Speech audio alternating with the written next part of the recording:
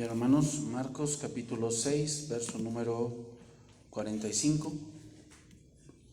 Vamos a continuar con esta serie, Cristo, el siervo perfecto. Este es el tema número 25. El tema de esta noche se titula Renovación y Fe. ¿Qué? Renovación y Fe. Vamos a ver aquí algunos principios sobre qué pasa, hermanos, o qué va a hacer Dios con nosotros cuando empezamos a pensar como el mundo. Tenemos una lucha. La Biblia dice que nuestra lucha no es contra carne y sangre. O sea, no es contra el vecino, no es contra mi hermano, no es contra mi esposa o contra mi suegra. No es contra ellos la pelea. La pelea es contra huestes espirituales de maldad en las regiones celestes. Bueno, entonces, ¿cómo es este tipo de lucha espiritual que se libra? Y sigue diciendo ese verso, que dice que hay que derribar fortalezas que se levantan contra la obediencia a Cristo. Entonces, la lucha espiritual es una lucha de pensamientos, de razones que nos van dando. O sea, una persona tiene una idea de lo que es el matrimonio, de lo que son las mujeres, de lo que son los hombres, de lo que es la política, lo que es el dinero, lo que es el gobierno, lo que es la sumisión, lo que es la Biblia, lo que es Dios, lo que es Cristo, lo que es la iglesia, lo que es una congregación, lo que es... Nos llueven muchos pensamientos. Incluso en nuestra casa, si no todos estudiamos la Biblia, cada quien tiene su pensamiento de lo que es Dios. Y eso nos bombardea.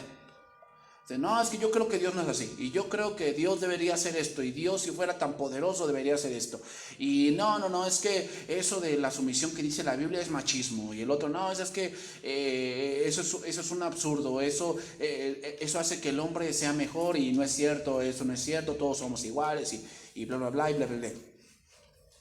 Bueno, el problema no es que el mundo tenga sus pensamientos, el problema es cuando nosotros adoptamos eso. Ese es el problema. Entonces, Dios, cuando ve que hacemos eso, Dios va a hacer algo con nosotros. Dios no se va a quedar así. Dios va a hacer algo. Y una de esas cosas es que te va a meter a tribulación para que renueves tu mente. Porque muchas veces, como pensamos de esa manera y no pasa nada, pensamos que estamos en lo correcto. Dice ahí, vamos a ver ahí, el título que tenemos ahí es Jesús anda sobre el mar. Dice ahí, enseguida hizo a sus discípulos entrar en la barca e ir delante de él a Betsaida, en la otra ribera, entre tanto que él despedía a la multitud. Y después que los hubo despedido, se fue al monte a orar. Y al venir la noche, la barca estaba en medio del mar y él solo en tierra. Y viéndoles remar con gran fatiga, porque el viento les era contrario, cerca de la cuarta vigilia de la noche, vino a ellos andando sobre el mar y quería adelantárseles.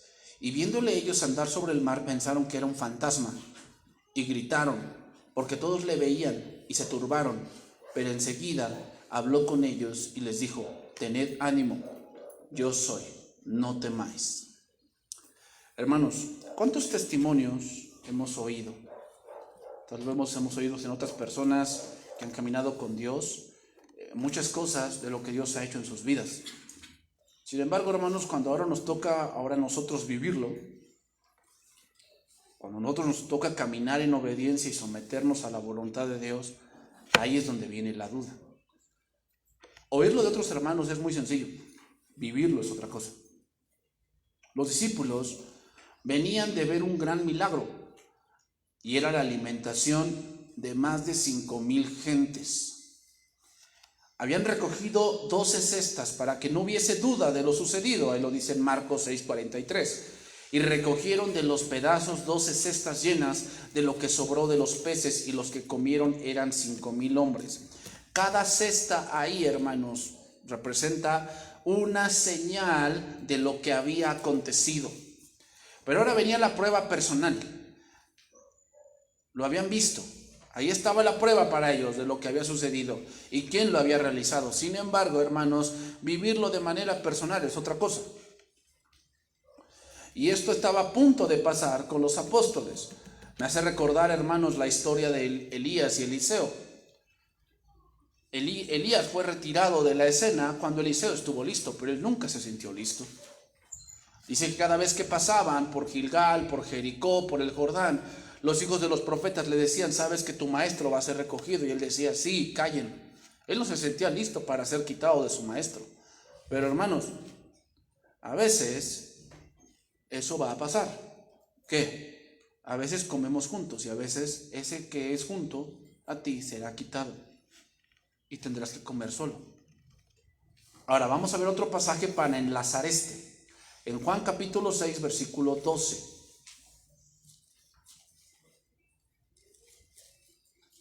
Juan capítulo 6, verso 12. En el Evangelio de Juan da más detalles de lo que fue este milagro, lo que sucedió después. Voy a leer esos versículos. Juan capítulo 6, verso 12 dice: y cuando se hubieron saciado, dijo a sus discípulos, recoged los pedazos que sobraron para que no se pierda nada. Recogieron pues y llenaron 12 cestas de pedazos, que de los 5 panes de cebada sobraron a los que habían comido. Aquellos hombres entonces, viendo la señal que Jesús había hecho, dijeron, este verdaderamente es el profeta que había de venir al mundo. Y dice el versículo 15, pero entendiendo Jesús que iban a venir para apoderarse de él y hacerle rey, volvió a retirarse al monte él solo. Lo voy a leer en el lenguaje de las Américas, este pasaje. Dice, por lo que Jesús, dándose cuenta de que iban a venir y llevárselo por la fuerza para hacerle rey, se retiró otra vez al monte él solo. Mira, veamos, la multitud vio lo que había sucedido y respondieron de una manera equivocada. Respondieron de una manera tan terrenal, tan banal, que hicieron que Jesús se retirara. Pero hermanos, aquí vemos algo interesante y es donde empezaremos primeramente. Marcos 6:45. Ese es el punto. El punto es que sucedió el milagro, se recogieron las cestas y los hombres que vieron ese milagro, la multitud que vio ese milagro, quiso, ¿qué? Hacerle rey por la fuerza. Es decir, querían levantar una rebelión. Querían levantar una rebelión porque el que los gobernaba en ese momento era Roma. Entonces dijo, no, pues este hombre sabe alimentar mucha gente con poco. No, pues un ejército lo podemos mantener fácil. Levantamos un ejército y nos rebelamos a Roma y él que nos lidere. Jesús dijo, no, pues yo no vengo a eso. Entonces dice el versículo 45, enseguida hizo a sus discípulos entrar en la barca e ir delante de él a Betsaida. Voy a leerlo en la versión oro, ese verso, porque da algo muy claro. Dice, inmediatamente obligó a sus discípulos a subir en la barca para que pasasen antes que él al otro lado del lago. Esa palabra llamó la atención.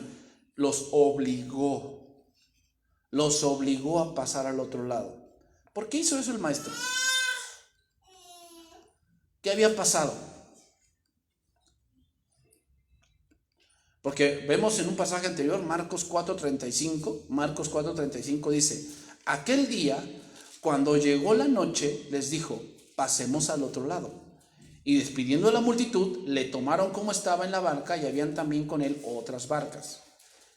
O sea, en este pasaje, cuando pasaron, que después se encontró con el endemoniado gadareno, pasaron todos. Pero en este pasaje, dice que los obligó a irse al otro lado del lago. ¿Qué pasó allí? ¿Por qué hizo eso el maestro, hermanos? Porque el pensamiento de hacerlo líder y de hacerle rey sobre ellos era el mismo pensamiento de los apóstoles. Ellos pensaron lo mismo. ¿Cuál? Hacerlo rey a la fuerza. Los discípulos se habían unido a la multitud en la intención de proclamar a Jesús como rey. Es decir, tomaron un pensamiento de la gente terrenal y lo acuñaron para ellos y empezaron a pensar como ellos. Entonces Jesús, yo me imagino que como maestro dijo,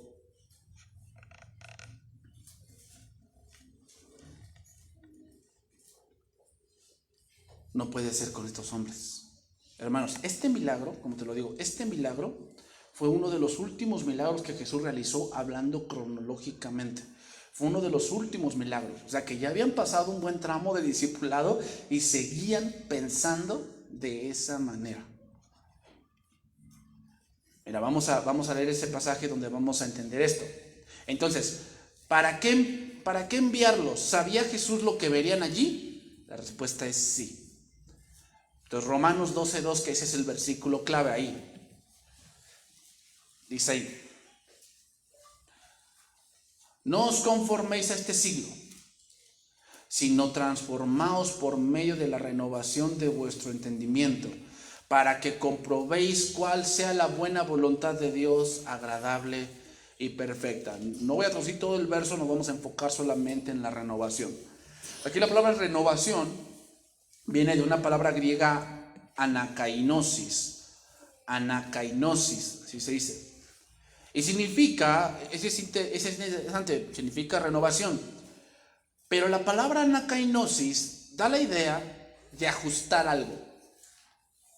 Y yo investigué algo. Dije, bueno, ¿cuándo se debe ajustar un coche, un auto? ¿Cuándo lo vas a ajustar? Cuando dices, es que tu auto requiere un ajuste. Bueno, los expertos dicen que tu auto requiere un ajuste cuando ya se escucha muy ruidoso o cuando está sacando mucho humo sin acelerar. O sea, cuando tiene un ruido y se le quita el ruido cuando aceleras, tu auto requiere un ajuste, ya sea de bujías, ya sea de una banda, requiere un ajuste. Es decir, algo está descalibrado. O sea, cuando se pone un motor, todo se calibra de tal manera que todo funcione correctamente. Cuando pasa el tiempo y tú manejas un auto mucho tiempo, lo que va a pasar es que pues, obviamente hay un desgaste, pero el motor empieza a desajustarse, o sea, empieza a perder toda esa parte de ser completamente equilibrado. Esa es la idea. Ahora, ¿qué quiere decir? ¿Qué se nos va a ajustar? En el caso de la renovación cristiana, ¿qué se ajusta? La visión moral y espiritual. Date cuenta, uno que está en el mundo, hermanos, tiene una visión moral desajustada.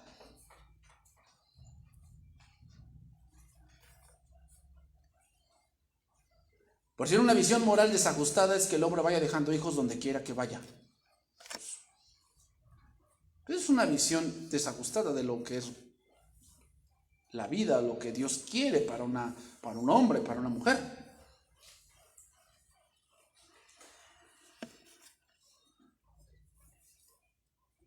Una visión desajustada de la vida o de la visión moral, visión moral es lo que ahora llaman las guarderías. ¿Sabes por qué? Porque eso no se llama familia. Perdónenme la palabra, hermanos, pero es como tener un hijo y guardarlo allí en la veterinaria. Lo guardo en la veterinaria hasta que crezca y yo salga. Y trabajo, y mi hijo está guardado en la veterinaria ya cuando salga ya. ¿De quién vino ese pensamiento? Del mundo. ¿Dónde ves una guardería en la Biblia? Es que la Biblia dice, pastor, en Gálatas que el ayo, dice que cuando crece el ayo está con él y después pasa a ser el padre. Sí, pero eso habla de cuando es un hombre de familia, cuando es el hombre que se va a quedar con todo lo que es la familia. Y un ayo solamente le enseñaba a comer, pero el padre estaba ahí. Dice aquí también que es un ajuste de lo espiritual y del pensamiento a la mente de Dios. Es decir, nuestro pensamiento en la renovación debe ser ajustado de tal manera que nos conformemos al pensamiento de cómo Dios piensa de cierta cosa.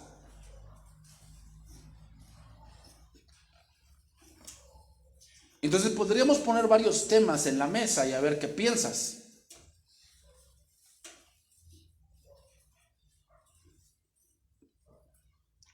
Por decir, si te hicieran una encuesta y te dijeran, ¿qué piensas del aborto? Tú dirías, no, pues no, yo no estoy a favor. Bueno, pero da argumentos. Porque se la sacan, ¿qué? A ver, si tiene una mujer que fue violada y tiene un producto, a ver, ella arruinaron su vida y pues no puede ya hacer nada. Entonces, no, pues eso es un caso bien fácil, hipotético. Pero hay que ver todo lo que conlleva eso. Y muchas de esas personas o de esas mujeres son mujeres, perdónenme, pero que les gusta andar en la calle.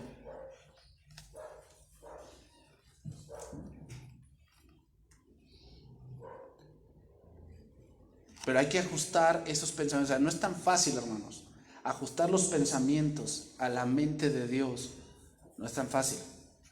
Requiere tiempo y requiere estudio. La renovación tiene como propósito llevar a cabo un efecto transformador sobre la vida. Es decir, hermano, eres lo que piensas.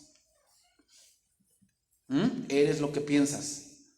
Si tú tienes un pensamiento de lo que es el matrimonio, eso eres.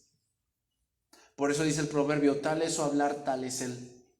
¿Por qué? Porque ese es el pensamiento que tiene de eso y así actúa. Si tú ves a un hombre bien machista, pues tú ves que después cómo actúa. Sobajando, menospreciando e incluso llega a los golpes. Porque tiene ese pensamiento. Entonces, muchos de esos pensamientos se han metido a la iglesia. Entonces, ¿cómo estaban pensando los discípulos? Como el mundo. Vamos a hacer rey a Jesús, nos vamos a levantar una revuelta y vamos a quitar a Roma de aquí. Otro verso donde aparece esa palabra anakainosis, Tito 3:1. Tito 3:1, donde aparece esa palabra anakainosis.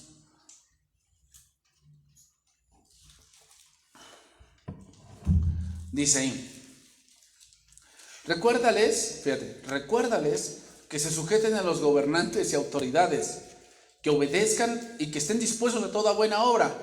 Y aquí hay otro punto que Dios nos debe de ajustar, ¿no? Porque, a ver, aquí dice que se sujeten a los gobernantes buenos, así dice, a las autoridades que se hagan justicia. No dice eso.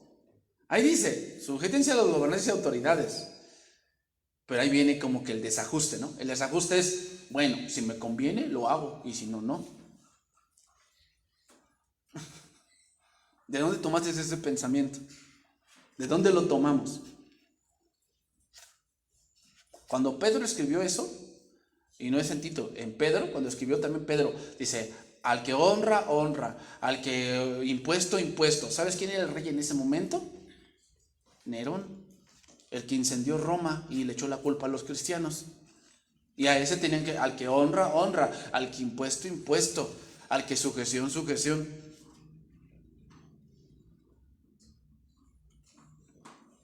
¿Te das cuenta? O sea, la renovación es eso. ¿Cuál? Que hay muchas cosas que no pensamos como Dios. Pensamos como el mundo piensa porque eso es lo que me conviene. Dice versículo 2, que a nadie difamen, que no sean pendencieros, sino amables. No, pastor, porque el que pega primero pega dos veces. No dice eso. Ese es un desajuste que está en la mente y que necesitamos ser renovados,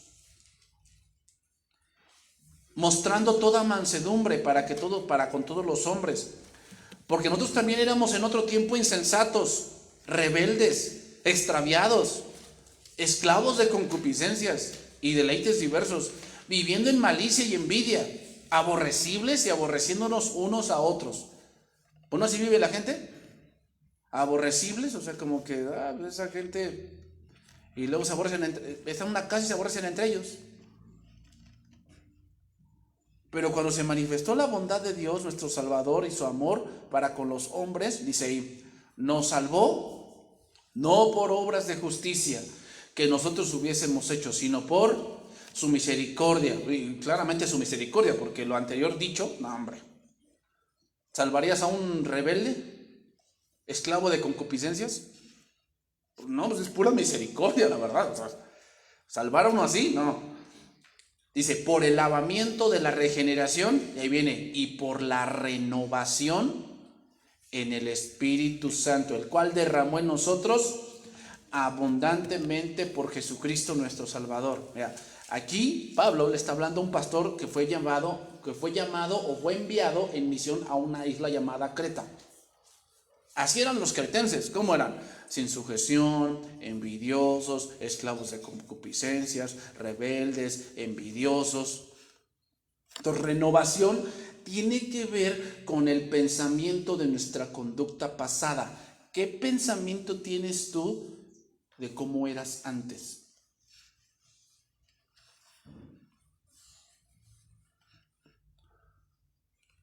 Eso debe ser renovado. Y tú te puedes dar cuenta, cuando una gente se acuerda de cómo era antes y se avergüenza, es porque el Señor ya lo ajustó.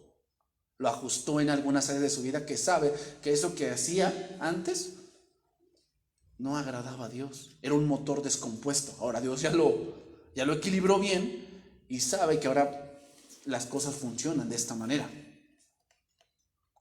Pero tiene que ver mucho con la conducta pasada que teníamos. Por eso dice, esa palabra es importante, dice, porque nosotros también éramos, habla de una renovación, éramos en otro tiempo insensatos. O sea, no está diciendo Pablo, no, pues es que somos mejores, no, éramos antes. Pero el Señor ya nos renovó. Pero miremos, este verso es interesante, hermanos, y nos dice el cómo es este proceso.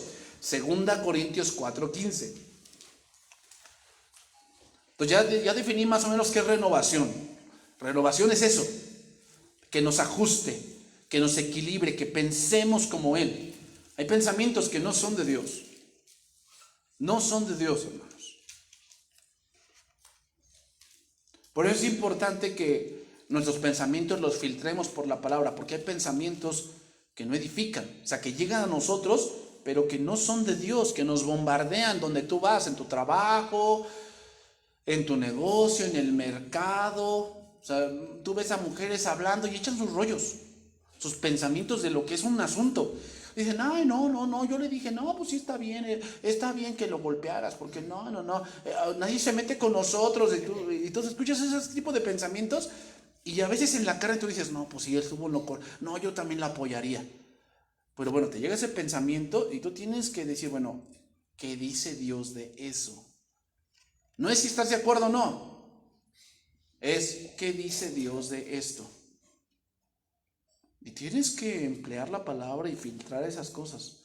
Hay cosas que no son de Dios, deséchalas. O sea, hay muchos pensamientos, hay mucha gente que publica en internet sus pensamientos. Tú, por decir, ahora que se viene esto de la recesión económica, pues yo me puse a investigar un poco qué es lo que se va a venir, cómo se identifica, todas esas partes. Y hay mucha gente que tiene pensamientos encontrados de lo que es eso. Bueno, ¿a quién le creemos? Te empiezas a dar cuenta de lo que sí es verdad y lo que es mentira conforme va pasando el tiempo. Entonces dice ahí, mira, 2 Corintios 4:15. Porque todas estas cosas padecemos por amor a vosotros, para que abundando la gracia por medio de muchos, la acción de gracia sobreabunde para la gloria de Dios. Por tanto, no desmayamos. Antes, aunque nuestro hombre exterior se va desgastando, el interior, no obstante, ¿qué dice ahí? Se renueva de día en día. Porque esta leve tribulación, ¿cómo se renueva? Ahí lo dice, tribulación. Dice, porque esta leve tribulación momentánea produce en nosotros un cada vez más excelente y eterno peso de gloria. No mirando nosotros las cosas que se ven, sino las que no se ven. Dice, porque las cosas que se ven son que temporal. ¿Cómo piensa el hombre? Terrenal. En lo temporal, en lo momentáneo. En lo momentáneo. No se pone a pensar a dónde lo va a llevar esto. Dice, pero las que no se ven son eternas. Entonces, otro paso de la renovación. Uno que está renovado, Dios nos empieza a ajustar para que busquemos las cosas que son eternas. ¿Qué quiere decir entonces? ¿Que no trabaje y eso? No, no estoy diciendo eso. Tenemos que trabajar, sí, eso es normal, sí. Pero ¿dónde está tu corazón? ¿Cuál es tu tesoro? Ese es el punto, hermanos. Uno que está renovado, su tesoro es Cristo. Y busca agradar a Dios. Pero alguien que no está renovado, ¿a quién busca agradar? A él mismo. Recuerden que todas las cosas, date cuenta el punto. Tú ves así los comerciales en la televisión, ¿y a dónde radica el punto? ¿Dónde te pega más? El egoísmo. O sea, pasa la mujer y pasa con su abrigo de min, así con un zorrillo aquí muerto, ¿eh? Y entonces te lo modela y da la vuelta y toda la cosa, dándote a entender, tú puedes ser como yo, solo si tienes esto. ¿Dónde te pega? En tu egoísmo. Y entonces tú dices, híjole, sí. Oye, pero tenemos las tarjetas al tope, yo lo valgo. Por eso trabajo. Ya no estás pensando en lo que puede venir, solamente piensas en ti. ¿Te das cuenta cómo es el pensamiento del mundo? El pensamiento siempre es así. Piensa en ti. Es mi felicidad. Es mi seguridad. Es pensar en ti. En ti, en ti, en ti. O te dicen, escucha tu corazón, es un pensamiento egoísta, porque tu corazón es egoísta por naturaleza. ¿Y quién te dice eso? El mundo. La Biblia dice, fíjate de Jehová y no en tu propia prudencia, pero el mundo te dice, escucha tu corazón. Y casi todos muchos tienen ese pensamiento. ¿Cuál? Es que pues yo escucho mi corazón y si mi corazón dice así, pues es la verdad, es lo que yo quiero. Mira, no sabes ni siquiera lo que quieres porque radica en tu egoísmo, no radica en Dios. Mira, lo voy a leer en palabra de Dios para todos. Versículo 16. Por eso no nos damos por vencido. Es cierto que nuestro cuerpo se envejece y se debilita, pero por dentro de nosotros nuestros espíritus se renuevan y fortalecen cada día. ¿Qué quiere decir esto, hermanos? Que el pensamiento no renovado trae dos cosas. Trae cansancio y trae agotamiento. Y eso es temor. Temor. Escuchan lo que va a pasar con la economía, escuchan lo que va a pasar con el petróleo, escuchan lo que va a pasar con esto y esto, X, Y cosa, y qué produce en el mundo. Temor, temor. Y no quiere decir que nosotros no debemos estar preparados. Te voy a decir una cosa. En la historia, después de la peste negra que hubo en Europa, un poquito antes de esa peste negra, hubo una peste que mató casi toda la capital romana. ¿Y sabes lo que hacían los ricos? Huían de la capital. Y si traían un hombre enfermo, si su esposa estaba enfermo, si su criado estaba enfermo, lo tiraban del carruaje. A propósito lo tiraban y lo dejaban ahí tirado y lo abandonaban ahí. Y se iban por miedo a lo que venía con la peste, porque no había ninguna cura. ¿Y sabes quién recogía a esas personas? Los cristianos. Por eso la religión cristiana se volvió, o la creencia cristiana se volvió muy popular en esos tiempos, porque eran los cristianos los que veían por los desamparados.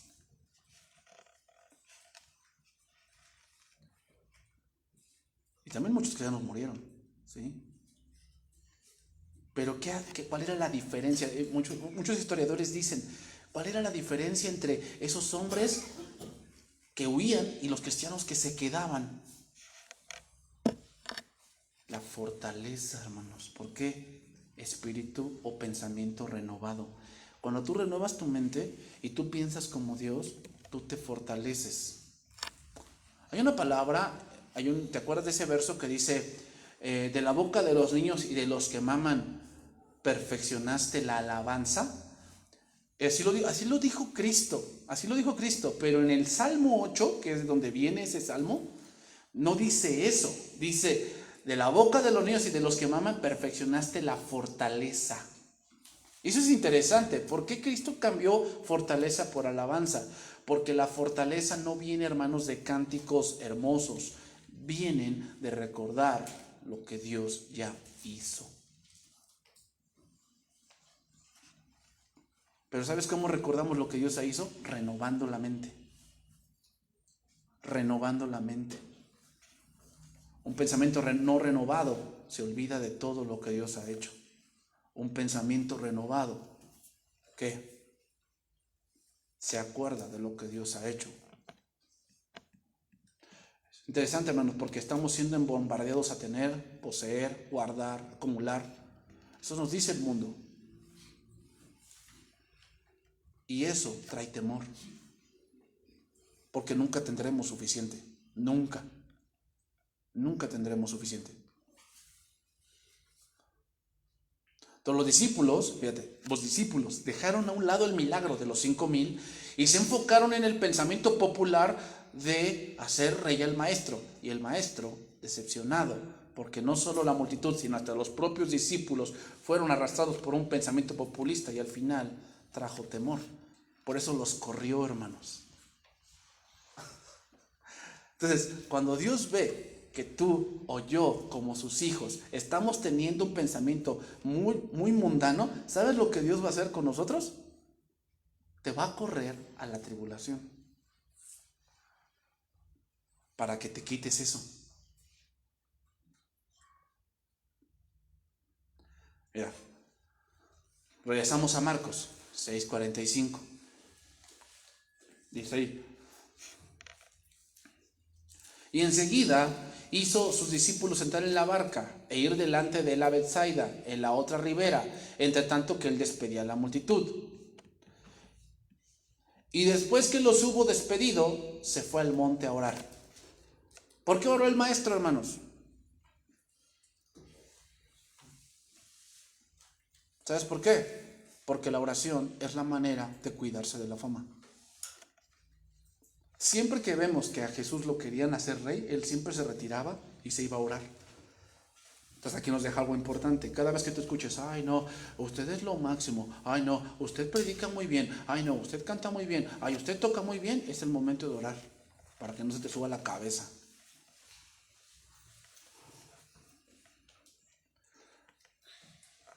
Cuando te digan que tú eres Juan Sin Miedo, John Travolta, la Mujer Maravilla,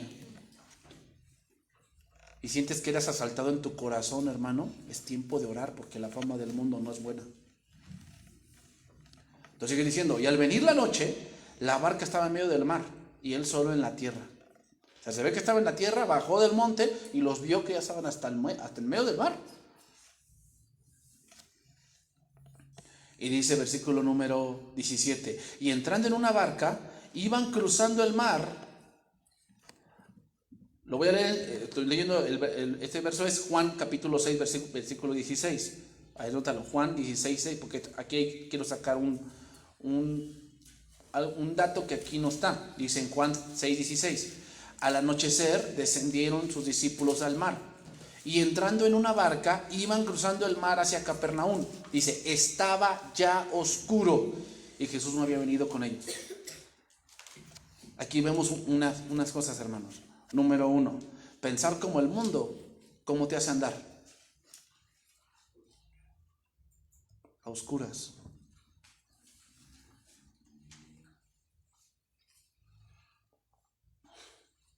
Porque el mundo es tinieblas. La única luz de este mundo es Cristo. Pero si estamos pensando como el mundo, entonces estamos a oscuras.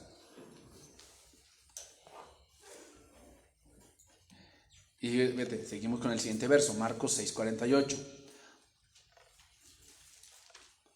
Y viéndoles remar con gran fatiga, porque el viento les era contrario, cerca de la cuarta vigilia de la noche, vino a ellos andando sobre el mar y quería adelantárseles. Lo voy a leer en traducción viviente, ese verso.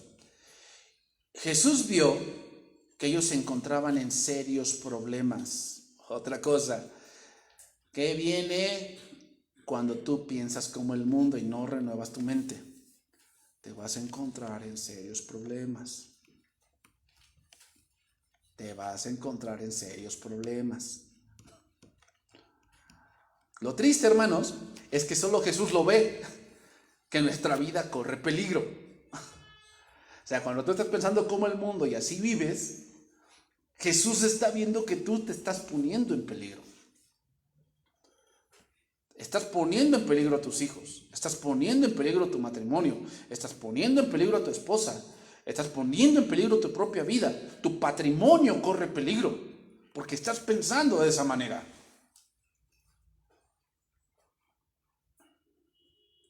Que el mundo piensa que todo se soluciona con dinero, todo se soluciona con un buen pleito, y no nos damos cuenta, hermanos, que nos estamos poniendo en peligro por pensar de esa manera.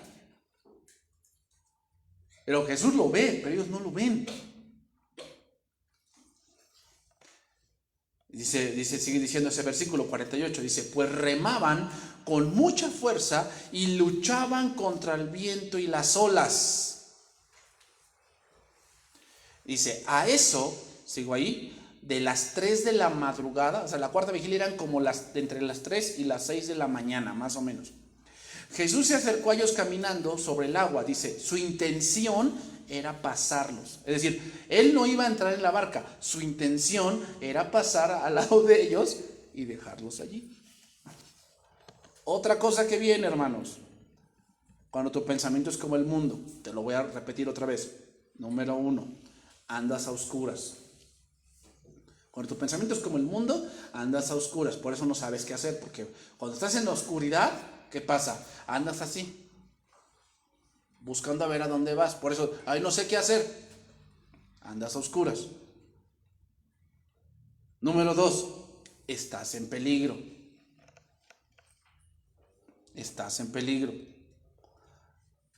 Y número 3, sientes que Jesús está lejos de ti. Porque Jesús quería pasarlos de largo. No se iba a subir a la barca, los quería pasar de largo. Mira, la versión Reina Valera actualizada es algo interesante, pero dice que les hizo señas. Dice, y caminando a un lado les hizo señas. Imagino a Jesús caminando en el agua y los discípulos allá, él les hizo así, ¿no? Así como que tu pensamiento te ayude. Así. Jesús nos aleja, nosotros nos alejamos, hermanos, pensando como el mundo.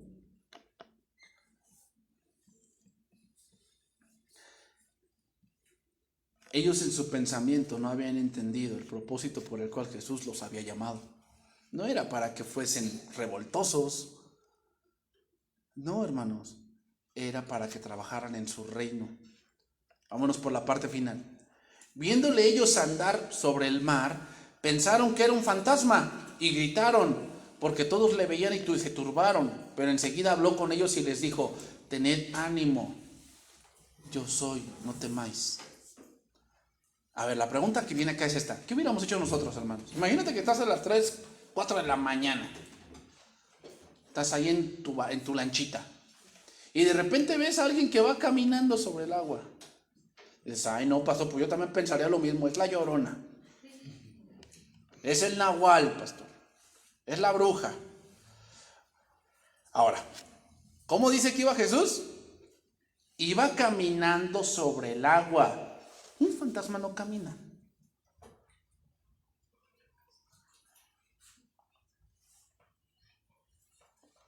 ¿No así dice? Muchos me han contado que han visto a la Llorona y dicen, Yo vi una mujer, es una mujer muy hermosa, pero va flotando. O sea, no va caminando, va flotando. ¿Por qué dicen que es un fantasma? Fíjate bien cómo lo dice. Dice, viendo ellos andar sobre el mar, pensaron. Esa palabra es otra vez interesante. Pensaron. A ver, ¿de dónde tomaron eso? Yo me puse a pensar, yo también de pequeño tuve un lapso de mi vida, tuve mucho miedo, tenía yo miedo. Y ya sabes, ¿no? El típico adolescente que está en su cama y escucha ruido y no se quiere mover y mamá, préndeme la luz y mamá, ven acá y te dice, ¿qué pasó? Es que ahí había algo, no, pues es tu pantalón, es tu camisa ahí. No, pero sí se parecía algo. La pregunta que viene aquí es esta, ¿de dónde tomamos eso? Bueno, recuerden que la mente, hermanos, la mente lo que tiende a guardar más son imágenes. Nos acordamos de muchas imágenes que vimos en algún lado.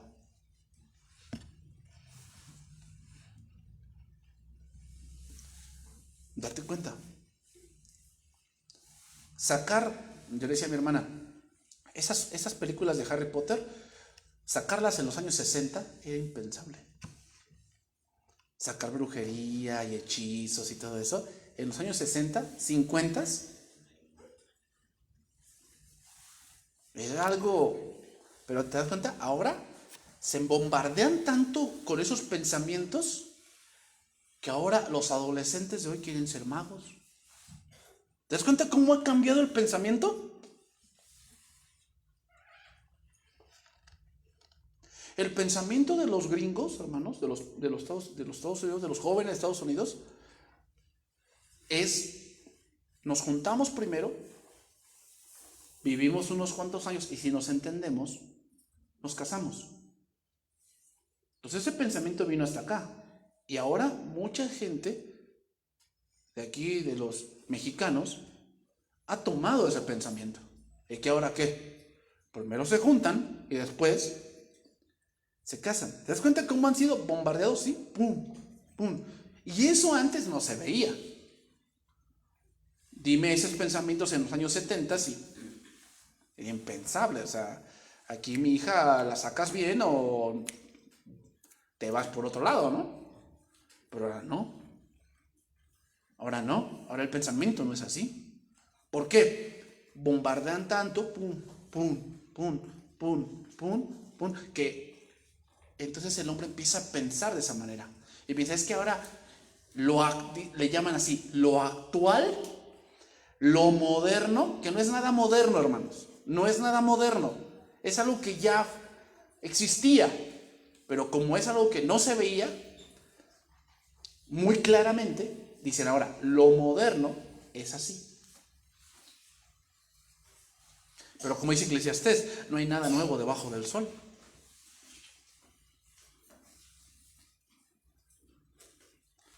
Entonces pregunta, ¿de dónde sacaron ese pensamiento de que era un fantasma? Da evidencia de lo que ellos eran. Claro, tomaron pensamiento de la multitud, entonces tomaron pensamiento de que era un fantasma, ¿de dónde lo tomaron? Pues de otras multitudes que por ahí. A mí me han contado muchas cosas que pasan en la carretera y yo cuando voy manejando a veces me acuerdo de esas cosas. Digo, no, ahorita me sale alguien. Ahorita se me sube al carro un nahual, ¿no? ¿Ahora qué voy a hacer? ¿De dónde saqué ese pensamiento? Pues de alguien que me lo contó.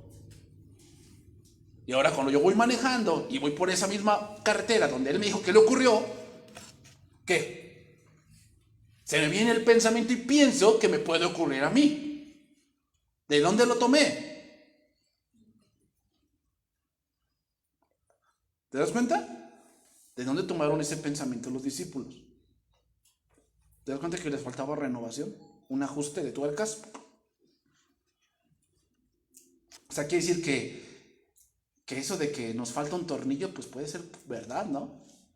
En ese ajuste a lo mejor se nos cayó un tornillo ahí en el mundo y Dios nos va a meter ese tornillito, ¿cómo? con la tribulación. Terminamos. Los discípulos habían sido testigos de la tempestad calmada por Jesús y recientemente de la multitud de la multiplicación de los panes y peces, pero no se les ocurrió que lo que veían en realidad sería su maestro divino. ¿Por qué? Porque creían que era un hombre terrenal para gobernar algo terrenal. Eso era lo que ellos no entendían. Hermanos, entendamos, el reino de Jesús no es de este mundo. Que Dios nos puede dar cosas en este mundo, sí, pero ese no es el chiste.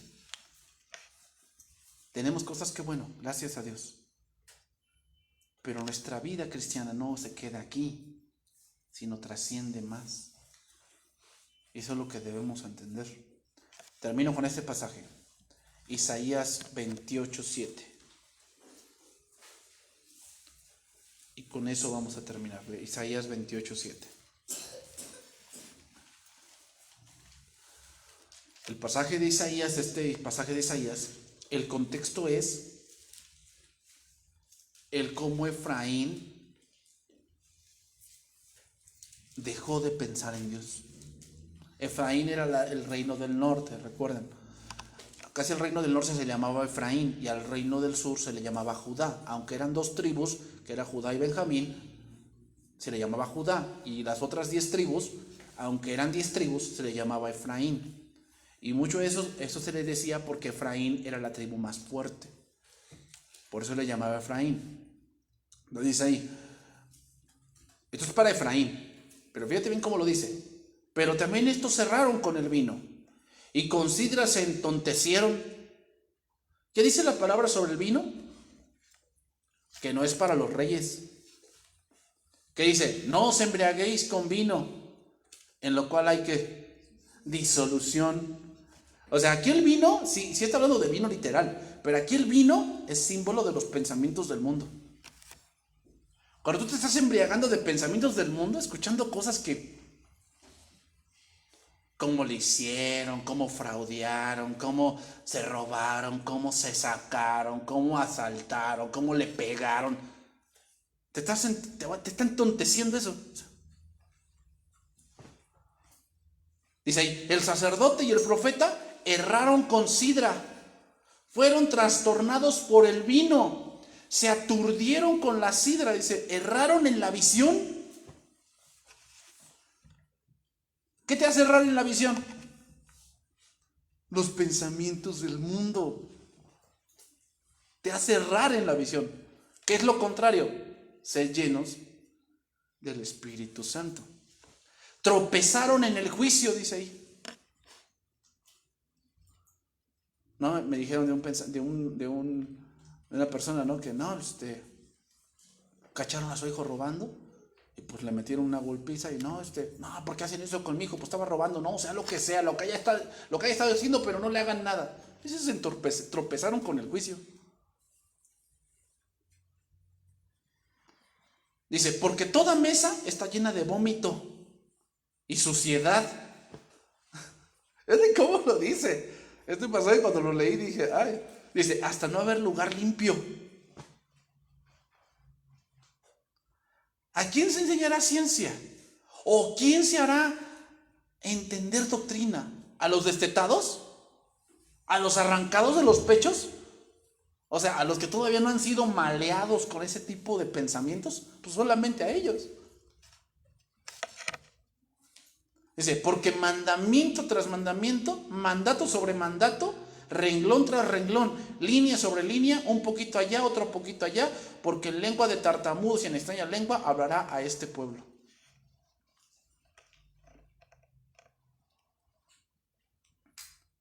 Entonces, ¿qué nos hace cerrar la visión? Del pensamiento del mundo, hermanos. Nos hace cerrar la visión. Por eso muchas iglesias erraron la visión. ¿Por qué? Porque el pastor se puso a escuchar pensamientos del mundo. Entonces empieza a errar la visión, empieza a errar el juicio. Se está embriagando.